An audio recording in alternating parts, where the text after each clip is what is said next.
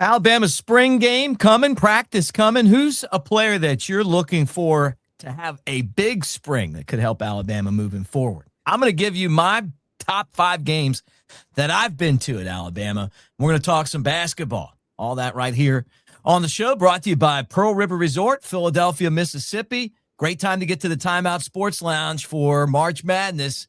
The Azaleas, the Oaks, 2 amazing golf courses, Dancing Rabbit. Go over, play a little golf, and then go hit the Timeout Sports Lounge and do your thing there, right? Bet on all the games. You can watch them. They're going to have every single March Madness game on in there. And it's an hour and a half from Tuscaloosa, 2 and change from Birmingham. Let's go.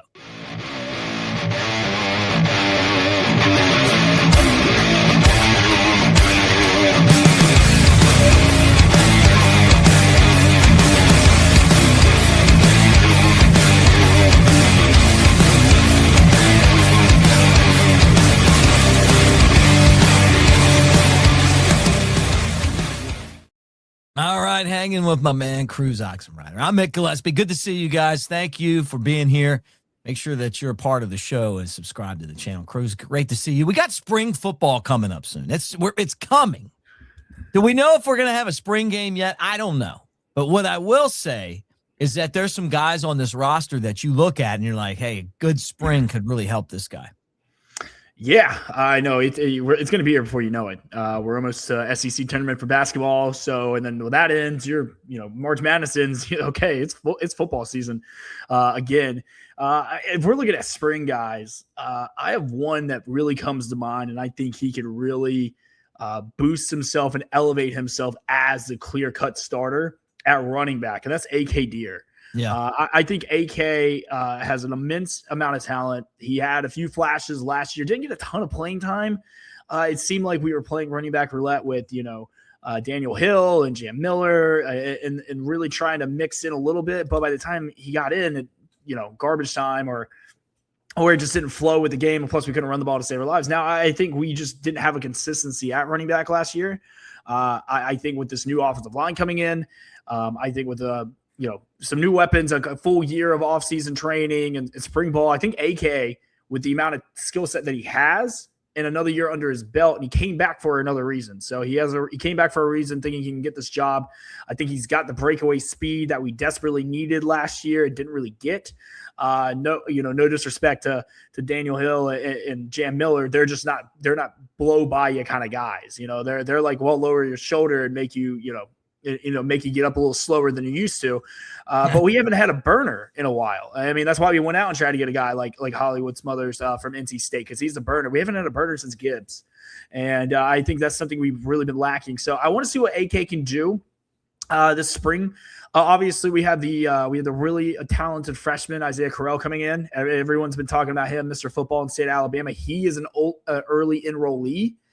He's definitely going to get some looks. So the running back position is wide open, and I'm curious to see what's going to be. But right now, I'm really excited about AK Deer getting an opportunity to be the RB1 of Alabama. Yeah, for Kevin Riley, I mean, he's a guy that's going to have to really prove himself, because it feels like you got 2 new coaches that are coming in just to make sure that we block better, right? Mm-hmm. Offensive line and tight end, but both of them, along with Ryan Grubb, makes 3, are going to be focused on running the football effectively, right? And I love it. I mean, AK Deer, it felt like AK Deer didn't have a problem with the running part of it, had a problem with the other part of it, the blocking, the being in the right position, knowing the plays. We need him to be in that spot. I agree with you. My guy's Rico Scott, right? Like all the players that transfer out, and you're going, okay, well, there goes Isaiah Horton, to one of our enemies and a team in conference for money. And then there goes Cole Adams, right? Whether we wanted him to stay or not, I don't know. But there he goes to Vanderbilt, which all of a sudden has become a dangerous program. I thought Rico Scott could be one of those guys. We saw flashes, just kind of like AK Deer, of what Rico Scott could potentially bring to the table. Big guy, strong, good hands. It just felt like he disappeared a lot. But, he's coming back, and there's a reason why he's coming back. And you expect him to kind of be right there with Ryan Williams and make an impact on this team. Yep. Is it going to be Derek Meadows? Is it going to be Cedarian Morgan? No, I feel like it's going to be Rico Scott. I just feel like Rico Scott has the potential to have a breakout season. Yeah, I like that pick. I mean, Rico Scott, the year before, he registered as the fastest Alabama player in a game during that Michigan game on the jet sweep. He's a burner. He's an incredible athlete. I'd love to see him in the return game. I feel like we haven't had a flashy returner, a kick returner in a very long time. I mean, because we've been playing, it seems like safety Val. Cole Adams was, he would break one off for about 15, 20 yards every once in a while. But, he was just back there for sure-handed. Slade Bolden was the same thing. He wouldn't burn you, but, he had consistency catching and fielding the punt. I feel like we haven't had that in a while. J-Mo was doing it for a little bit. We saw little flashes of Ryan Williams his freshman year, and then we're like, okay, we got to take this kid off before he gets hurt. So I think Rico could be something in the return game as well. I'd love to see that. I think right now Brooks, and I would say even the transfer Noah Rogers from NC State, that's going to be a big-bodied guy who's going to come in there. So, I mean, there's a lot of reps for wide receivers coming into this spring. I think Ryan has solidified himself. I know he didn't exactly have the sophomore year that we wanted, but I believe that he's going to be locked in this year. I think he's going to have a better year, especially with the new wide receivers coach as well. Coming in with Nick coming over from Auburn. So I expect a bounce back year for him. But who's going to be that next guy to step up? Are we going to see Brooks take that next step and have that Jalen Waddle type role? Is it going to be Morgan, the impact freshman? Is it going to be Rico Scott? Like you said, he's going to be that downfield vertical threat that Ryan was his freshman year. And I feel like last year we didn't really have a lot of down the field deep threats as far as that goes until Brooks started to come alive later on in the season. So excited to see that. I don't even know if we're going to have a spring game. I don't know if it's going to be like last year where it's a scrimmage again. And I went last year, and the spring game used to actually be something I would look forward to, and a lot of fans would look forward to because if you remember Nick Saban's first spring game. And I believe it was April 2007. I was there. I mean, you would have thought it was a typical game day at Bryant-Denny. Yeah, it was the most attended spring game in Alabama history, and it used to be something the fans would look forward to because let's be real, it's an expensive ask for fans to go to an Alabama game in the season. Plus, not mention if you have kids and then you have to travel and all these things, and so it's expensive. This is a time where a lot of our fans and family, like, this is the game they can go to in Bryant-Denny and not have to have that financial expectancy of forking out almost $1,000 if not more for a trip to Tuscaloosa. And then 2 years ago with DeBoer's first spring game, I went to that one. Pretty decent crowd. Still had the spring game-ish kind of vibe, but there wasn't a clock. Right. They weren't really keeping score, so it felt like it didn't feel like that. But I think we need to go back to the spring game, like the on-field live scrimmage. Obviously, don't touch the quarterbacks. But this whole open practice scrimmage, no one wants to see that. I know last year we had a lot of injuries going into spring, and I think that's kind of why we went that direction. But I don't want that to become the normal. I don't think it's good for college football in the spring ball. I don't think you really gain anything out of doing this. If you're going to actually go out there and have this event where you expect fans to show up, give them something to show up for. Because these players used to play for, you remember, steak and beans that was the tradition. And I think we need to get back to that. I agree. I couldn't disagree. I couldn't agree with you more. Can't disagree with anything you said. Right on there, guys. I totally agree with what Cruz just said. All right, let's do my top 5 all-time Bama games. Yes. Right after everyone sees Coco. So, Jake, let's break down some game tape. Hold on, fellas. Steve. Hey, Jake. You ready to rock? Let's roll, brother. Guess we're calling plays at Pearl River Resort. Wow, Jake's first throw scores. And Steve's got the crowd pumped. Man, they're absolutely rolling. 'Cause I don't have to be me till Monday, Friday, Saturday, Sunday. I ain't gonna face reality. I tell you, Jake's still got game. While Steve keeps rocking aces. Boom! Jake seals it with a pick. Come call your own plays At Pearl River Resort. Let's roll. I don't have to be me till Monday. Those guys cheer in the commercial, but they don't take a drink. You notice that? I love that commercial. Yeah, I've seen it a few times. But I love that commercial. I love Pearl River. All right, let me give you my top 5 Alabama games I've attended. Let's see what you think, because I got a feeling that some of these games are going to be a little bit before your time. And I think the first one, I wonder how old you were when the first one was. But this was my first Alabama game, and it just so happened to be my first Alabama game was an Iron Bowl.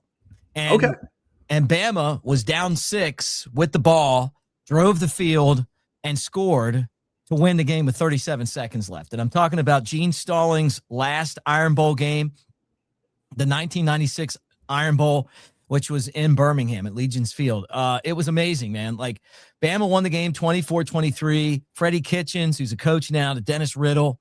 Riddle caught the ball, went in, and that's how the game, and that was pretty much it. Kicked the extra point against Terry Bowden's Tigers, and I was hooked, man. Like, the upper deck was swaying because everybody was going nuts, and it was half the stadium not making any noise, half the stadium going crazy. It really was a spectacular, just to be there, or excuse me, a spectacle to be there and see it.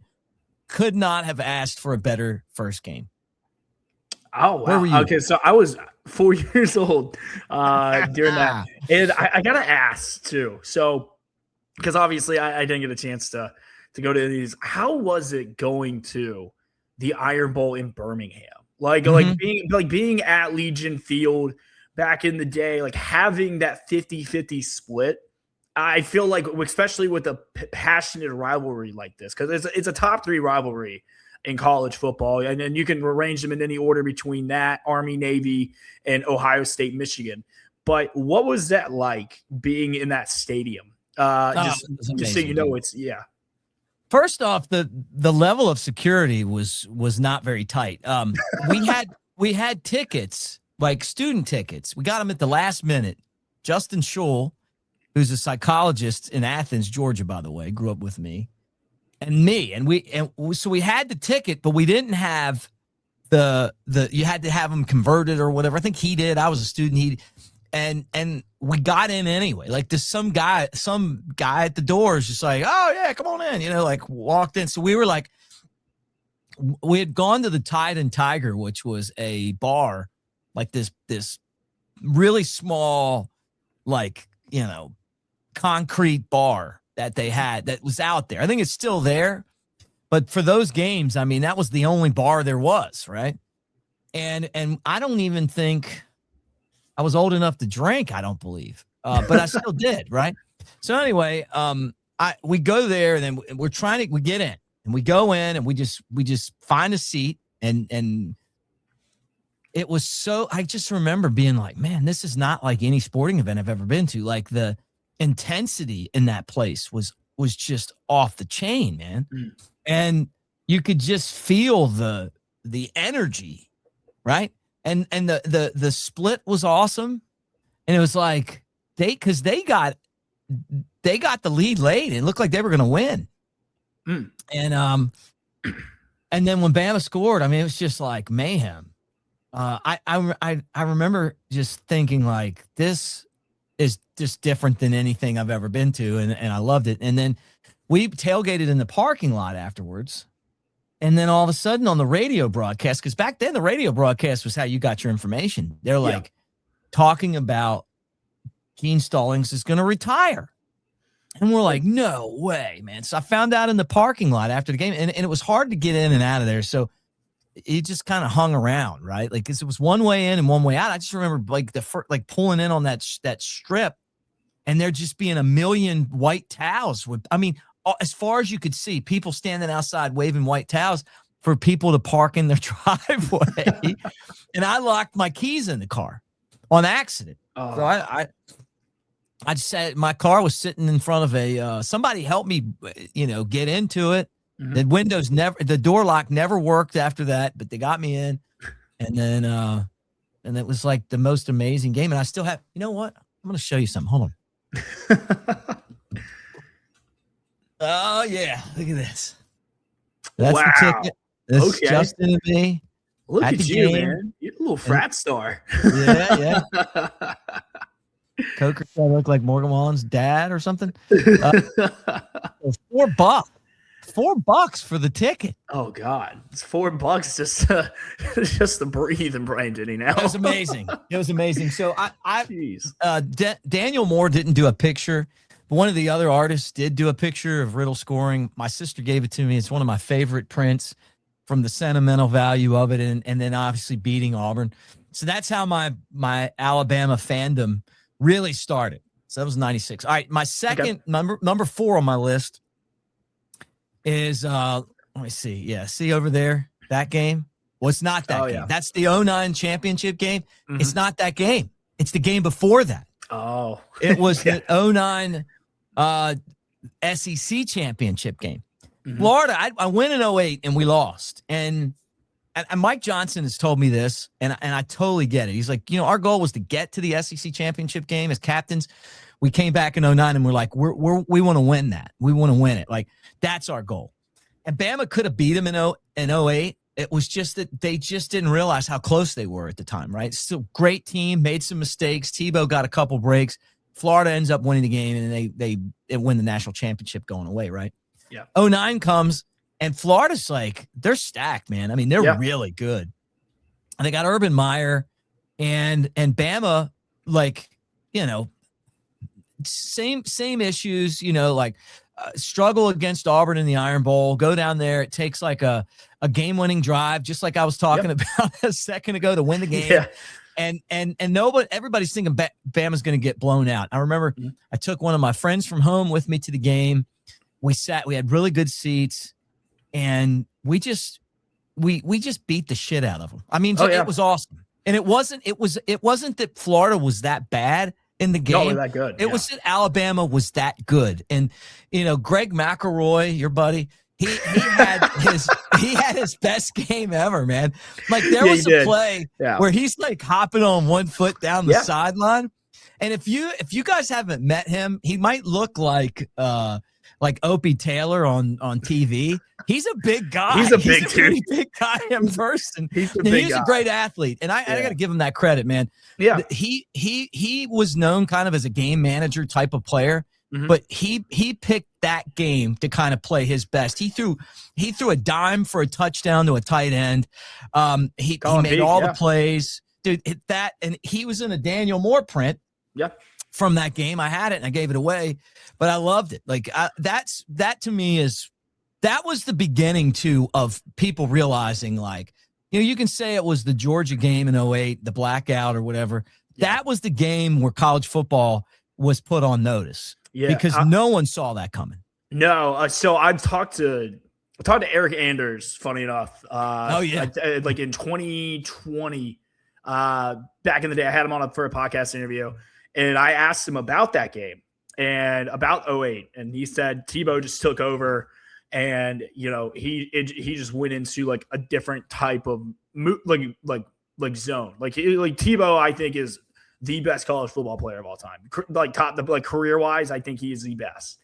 And the 09 team, they prepared all year for Florida. No one else. Like, it was Florida. Whoever they got, game prep for, and everybody else, Florida was involved in it somehow, some way. And then I remember talking to Eric about when they got to Atlanta. Florida had blown out Florida State the week before, same as the Iron Bowl. It took Upchurch in the corner. And shout out to that team, Auburn. Typical trick play Auburn and Jordan Hare. But there was this vibe that Alabama was there to win. Florida was there to play. That was what I was told. And I was like, oh my God. I'm like, okay. So I went back and rewatched the game because I was a senior in high school when that game happened. And I did not realize how physically dominating Alabama was in that game. And that Florida team in 09, they returned 21 out of 22 returning starters, the only guy they lost, which granted, he was a massive one, was Percy Harvin. Percy Harvin went pro, but everyone back from that 08 team came back besides one guy. And I'm like, that's insane. I mean, you had Aaron Hernandez, you had the Pouncey twins, you had Chris Rainey, Jeff Dibbs, Tebow, Brandon Spikes, Carlos Dunlap, all these guys. And then Carlos Dunlap didn't even play. He got a DUI that week. Fell asleep in a Taco Bell drive-thru. And that's a true story. And then I talked to Tebow about this when I worked for him. And, he was just like, they were just better. Like that team was so good and is so talented. Like, there were times where Florida could have came back in that game. I mean, there were a few instances where if you look at that first half, Alabama just couldn't put Florida away, and that was just because of how good Tebow was. But then that second half, they just took over. Mark Ingram won the Heisman off that game. Yep. Had his Heisman moment. Yeah, and then Eric had said it reminded us a lot of the U.S. men's national team, the hockey team, where USA finally beat Russia. But everyone forgets that wasn't the championship game. They had to go play another game after that. So they had finally conquered their demon in Florida. Tebow and Urban Meyer ended that dynasty because Florida was never the same after that. And then they had to go play another game, which, if Colt didn't get hurt, Who knows? But I still think we win. I do Greg too. McElroy said that he thinks that Texas might have won. They weren't going to win. Okay, but let me say this. Yeah. The thing that I learned after the game is that Tim Tebow is an awesome person, man. I mean, just the humility that he had after the game. Like, what a sportsman. He's crying and he's like, hey, I hope these guys win the national championship. I almost went to school there. Mm-hmm. He was just nothing but just such a total class act, and I've loved him ever since. It really was special. I remember getting chomped at by all the Gator fans in 08, and it was nice walking out like we'd been there and done that without any smack talk at all in 09. And then that was kind of a theme for a long time after that. So that's that's number 4 on my list. Number 3 on my list you had, and it was this game right here. I work with these guys now, Jake Coker, right? The 2015 national championship win over Clemson, 45-40. Now, Bama beat Georgia in a game that was very similar, right? Amari Cooper caught that pass. It was in an SEC championship game. Mark Rico was still there. I didn't get to go. I was filling in for Chris Stewart on Crimson Tide Sports Network basketball. And because Chris was doing something with football, and Brian Passink and I were on the plane coming back from, I think it was Cincinnati. And when we left, Bama was down by like 9 or 10 by the time. And I remember he was like, we're coming down out of the clouds, and he's got like, somehow he was able to start texting. And he's like, we're ahead, because he's from, right around Georgia. He didn't want to lose to them, but they got the ball and they're driving, so we didn't get to watch the game. And that always bothered me, because it was like one of those great games I didn't get to see or go to. So when I went to 2015's championship game against Clemson, back and forth game, right? I've got Kenyon Drake behind me on a statue, I work with Coker. That game, I sat between Baron Huber and Mike Johnson, 2 guys from the 09 team. Every time we scored, those guys like to just really slap your back very hard. And I just remember thinking, like, I'm going to die if we keep scoring all these points. Like, I'm just like hiding in my chair, and they're high-fiving him. They're big, giant guys that like to hit, It was actually a fantastic time, man, sitting in the upper deck with those guys, watching the game. And the way that game went was like, you could never relax. Clemson played their ass off. We played our ass off. We just made a couple more plays, the onside kick, and then, obviously the kickoff return. And I knew that we scored on the kickoff return because I'm very far-sighted, so I could see. And when I saw him like not fumble going over the pylon, I could just see. So when they were checking that, Kenyon was like worried about it. He told me on the tailgate show this year.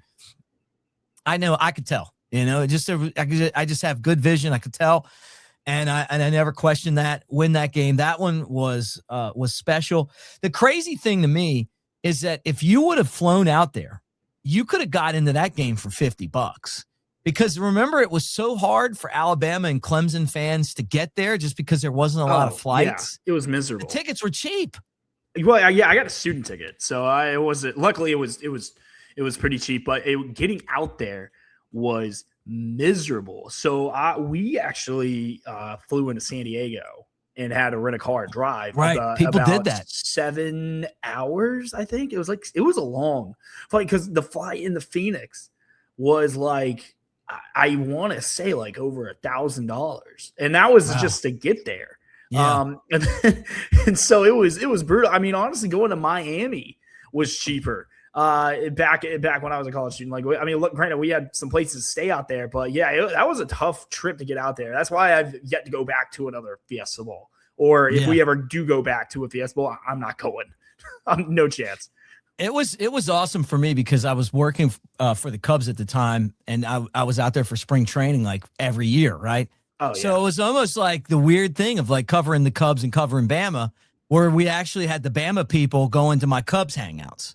You know, like my good Cubs restaurants. I always stayed in Old Town Scottsdale. You know, so I had there's a bar called the Rusty Spur. You know, getting everybody out there. Dierks Bentley has a country bar out there as well. As go there, R&R. There's a bunch of places I like.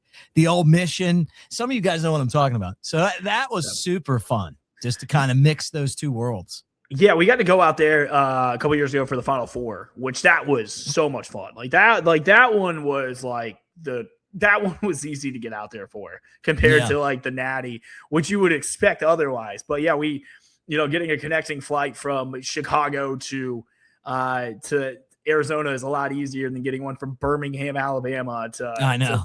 So 100%. But I mean, that I still think personally, I still think that is the best Alabama game. That's your number one. It's my number one that I went to. I can understand if people don't have it as their number one, just because there have been a lot of great games. But I mean, I'm glad it's still in your top three though. It is. I love it. Okay. Before I give you the rest of my list, I want to tell you guys about AveD.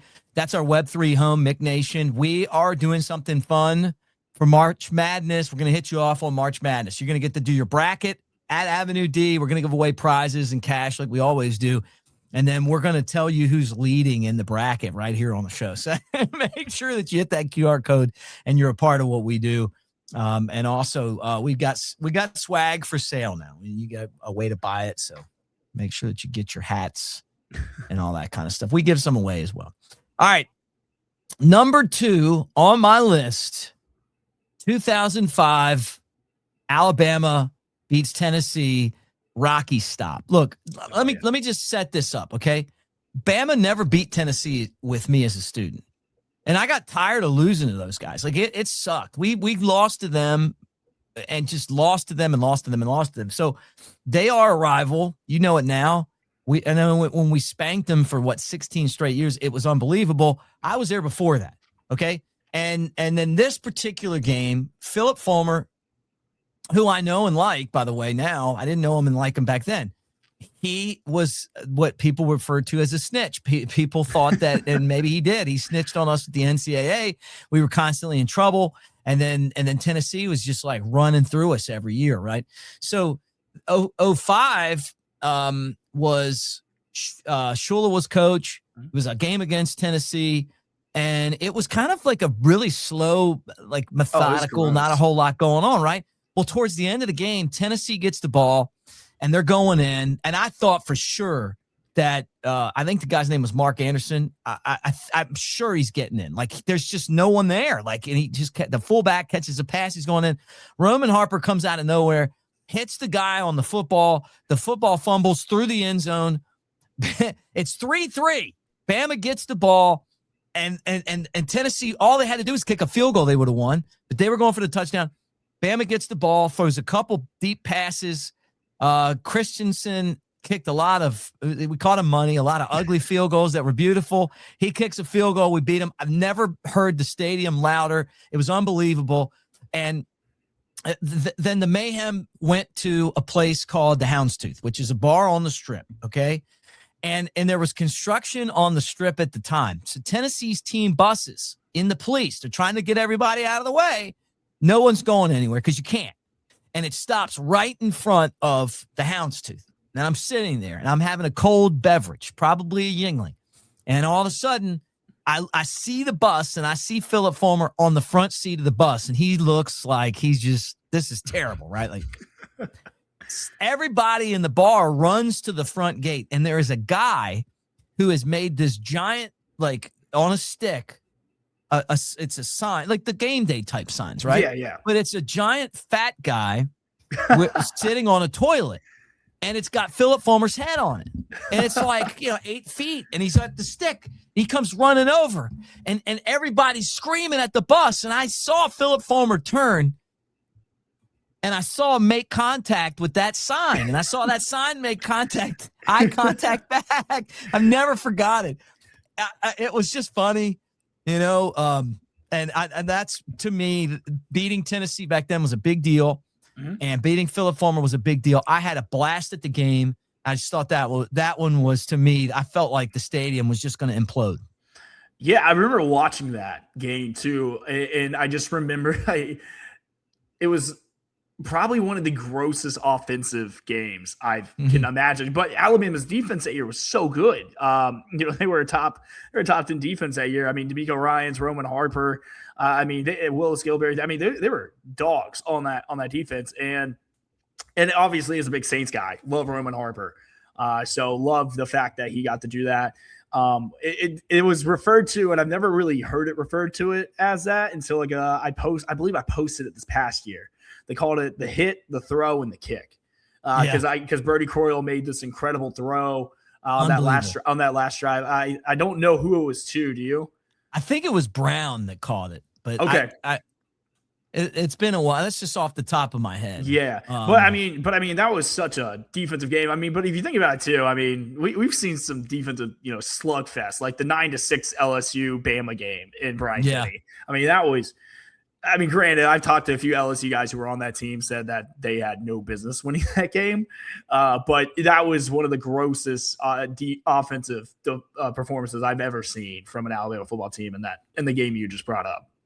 Well, I'm glad you just kind of led into my number one inadvertently. Ooh. So, look, the number one game to me there's a lot going on here. Okay, when we had a coach that coached for another team in the conference, and his name was Nicholas Lou Saban. And we had this streak. I don't know if you know this. We had this streak from 1969 until 2003, maybe 2002, 2000, somewhere in there, where Alabama didn't lose in Baton Rouge. We either tied or we beat them every time. And there was one game where it was like a couple of tip passes to beat them. And then Nick Saban comes in and they're asking him about it. He's like, "We don't do that here. This team wasn't here in 1969, whatever." And then LSU beats us, right? And then he wins the national championship. And then when we got him as head coach, we got him from Miami. Mm-hmm. But the people in LSU, the Baton Rouge people, hated us. Oh yeah, hated us for taking him. And all of a sudden, it became like this huge rivalry, right? Where it used to be like, hey, we'll go down there and, they'll tiger bait us and, we'll roll tide them and we'll drink together and have a good time. It became like this hated rival. And it's toxic. Beating them in 08, right? With game day there and Julio Jones and all that stuff. That was one of the best games I ever went to. One of the best feelings I ever had in sports. But And in 2011, you talked about it, game of the century. Like, we lost. Mm-hmm. We lost because the field goal kicker couldn't kick. And there's a story that somebody took a poop in the kicker's shoe because of that game. Okay? That's how important it was. So then we get to the national championship game. And everybody's telling us that LSU's the best team ever. Bama doesn't even belong in this game. Yep. But however it worked out, we're there. And I got to thank my friend Cheryl Yingling hooking up the ticks. We sat in the first row, about the 45 or 50 yard line of the upper deck. sat next to the family, the Smellies, and I think what was it? Not who's the tight end? It was his family. Michael Williams would have been the tight end. No. The Smelly. Brad Smelly. Brad Smelly. Yeah. Yeah. So we're there from Tuscaloosa. It was fun. We were just. It could not have been a better atmosphere. All my had a group of friends there. They're there, and then the LSU fans are just obnoxious.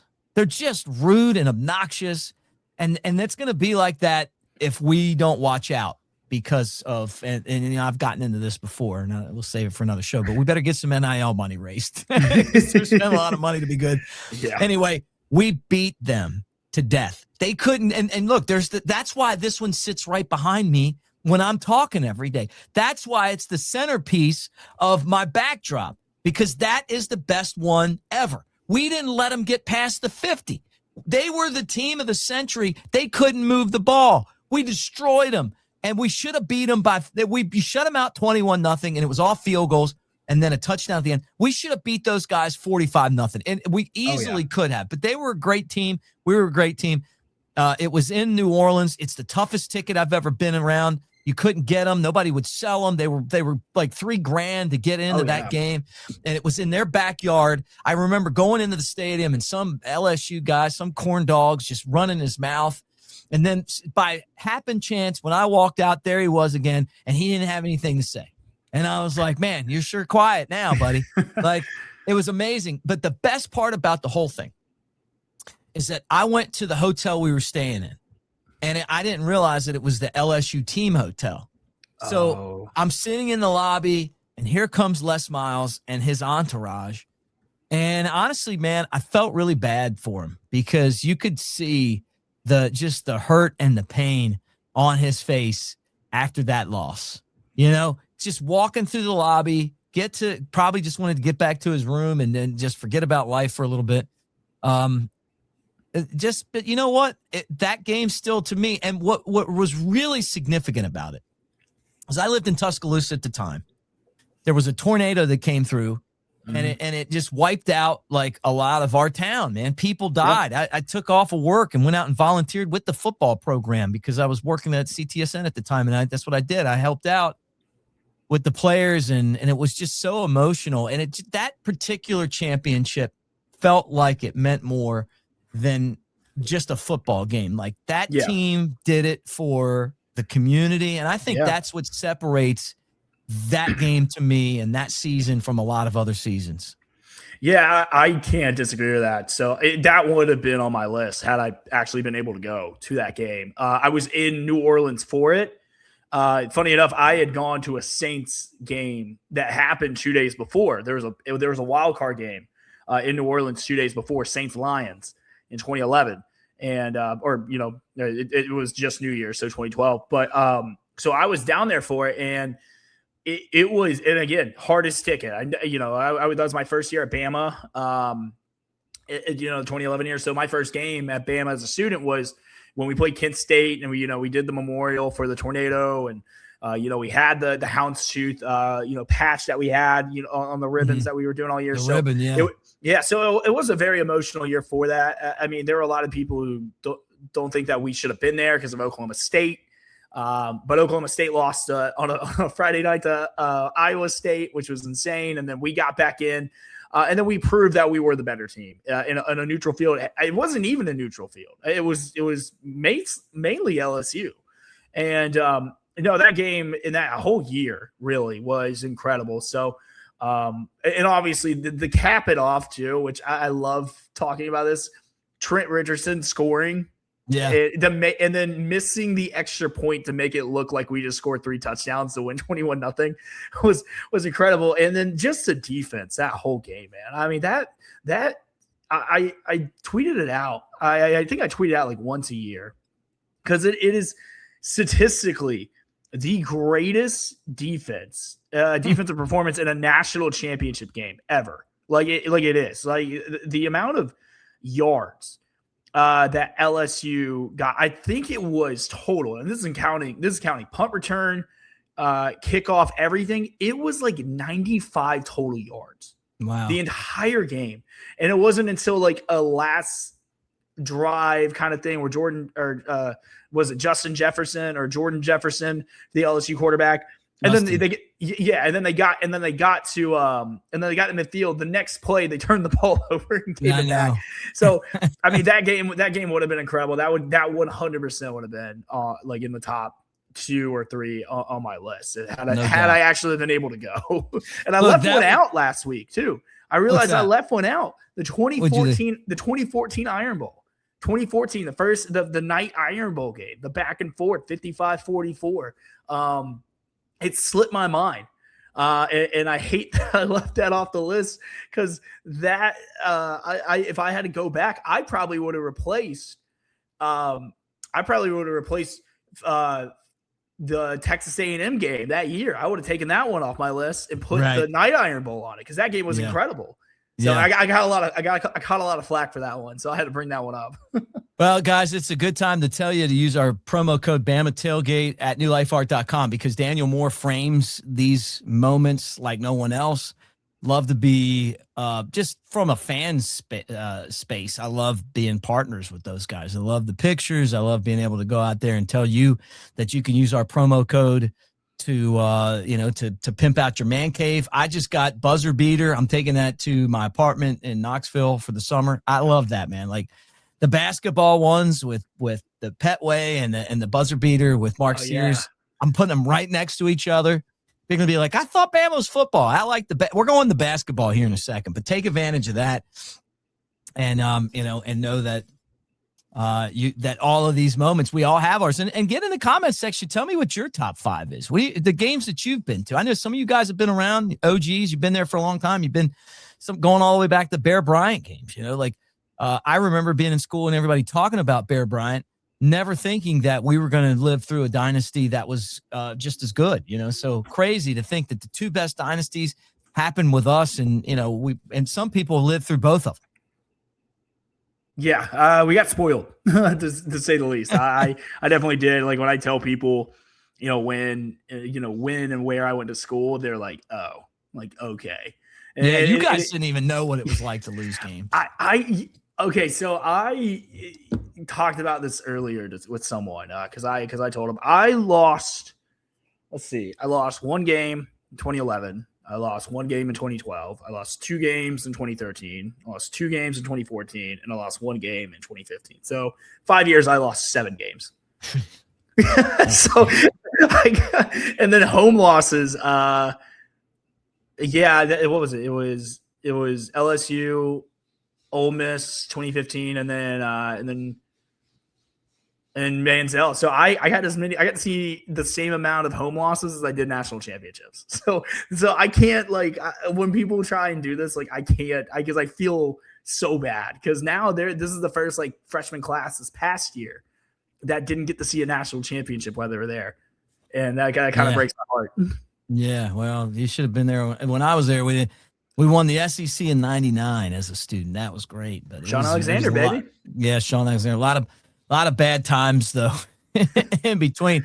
Hey, before we talk basketball, I want to tell you guys. I want to show this to you again. My man J.K. Terrell. He puts these together. Brown shed glass. This is on my studio right here. It's a Steely. He does Alabama. He does all kind of cool stuff. But I appreciate him so much and. The Alabama I should probably bring that in the studio because you guys would love it. But he's he really is an artist. They're super, super strong. They look amazing. They add character. Everybody that comes over is like, oh man, it's so awesome. And I'm like, yeah, the glass is actually from the 60s and the 70s. And then he takes it and cuts it and turns it into this. So love this thing. And you guys can get yours as well. I'll leave that up on the screen for you. That's Brown Shed Glass Studio, 205-292-6759 for those of you that are listening and not looking. All right. Bama basketball. As we wind down this show, picking up some steam,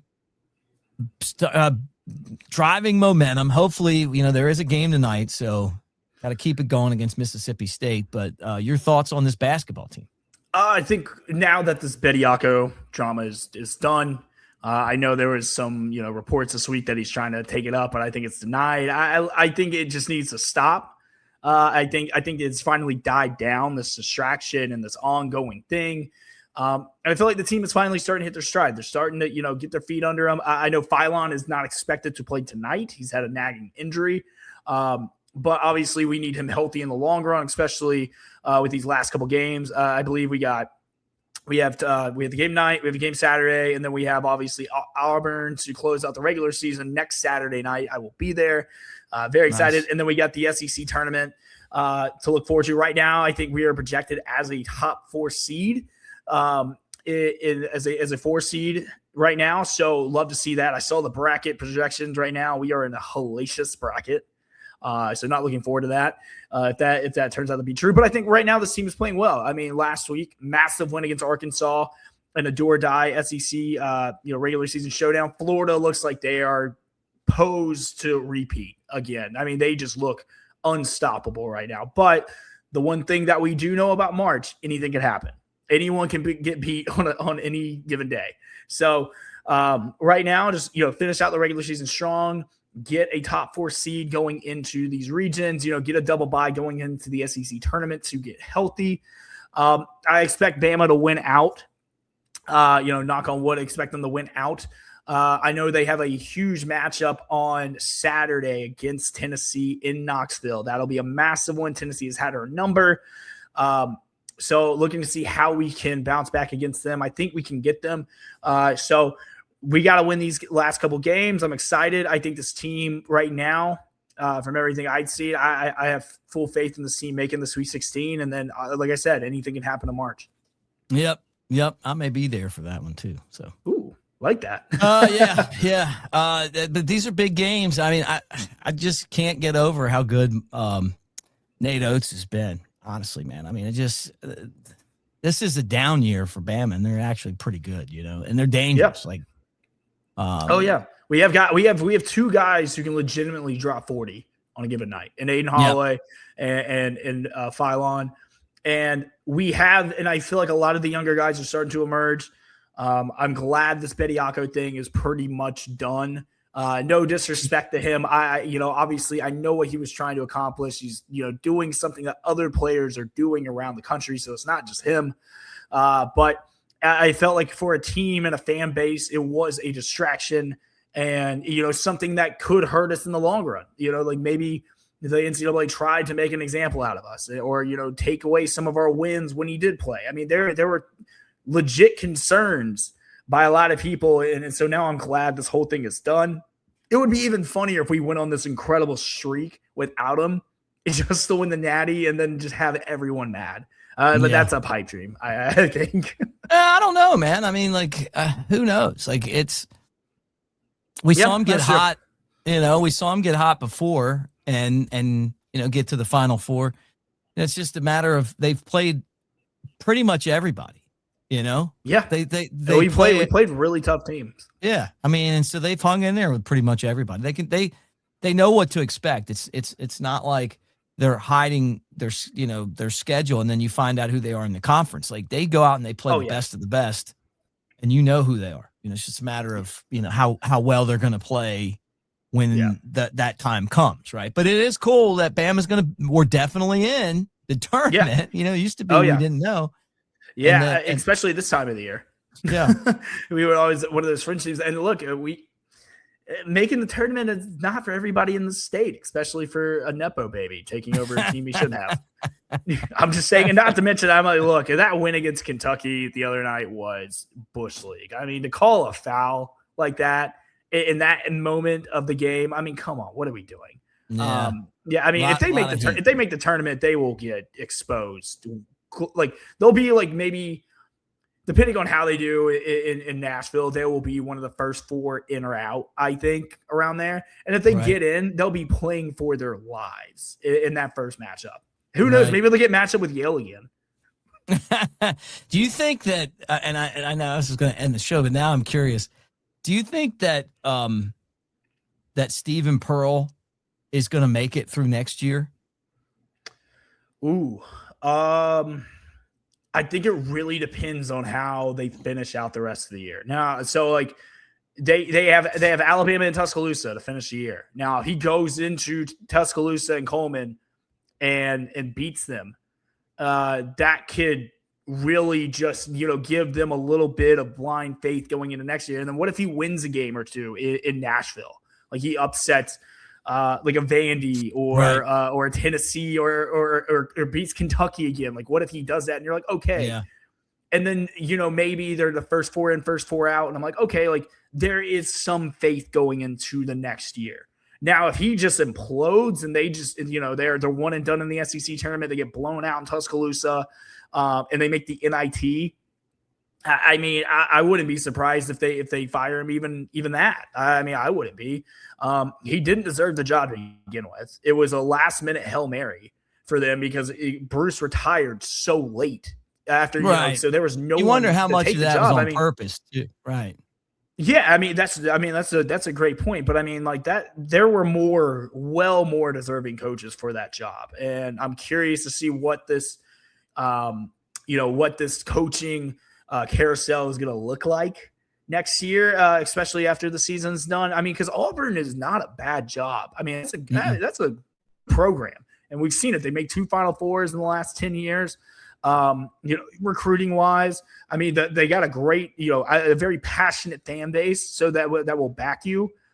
I make fun of Auburn fans all the time, and that's from a rivalry thing. I mean, if you're looking at it from an outside perspective, Auburn fans are loyal. Like they are dead loyal. Like they ride or die for you. And that's what you kind of need in the fan base. So Bruce Pearl spoiled them a little bit. They brought in the Sun. You were never going to get the same results. So, I mean, we'll see what happens. But right now, I would, if we were gambling on it, I would put the odds on that he makes it to next year. Okay. All right, you guys, thank you for hanging out. Again, we're brought to you by Pearl River Resort, Philadelphia, Mississippi. March Madness is coming. I'm going to be there next Thursday and Friday as we start to preview the SEC tournament and obviously the NCAA tournament. So make sure that you check that out.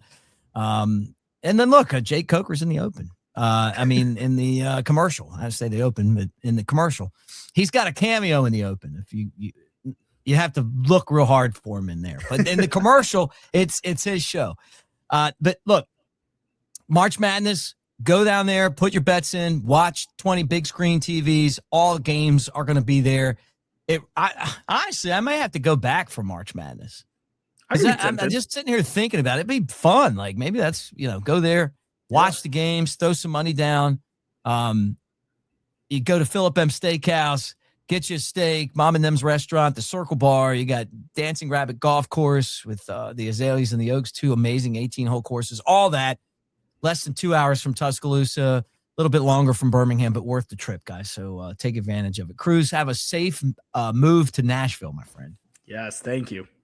All right, roll Tide. So, Jake, let's break down some game tape. Hold on, fellas.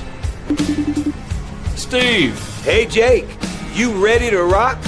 let's roll, brother. Guess we're calling plays at Pearl River Resort. Wow, Jake's first throw scores. And Steve's got the crowd pumped. Man, they're absolutely rolling. 'Cause I don't have to be me till Monday, Friday, Saturday, Sunday. I ain't gonna face reality. I tell you, Jake's still got game. While Steve keeps rocking aces. Boom, Jake seals it with a pick. Come call your own plays. At Pearl River Resort, let's roll. I don't have to be me till Monday.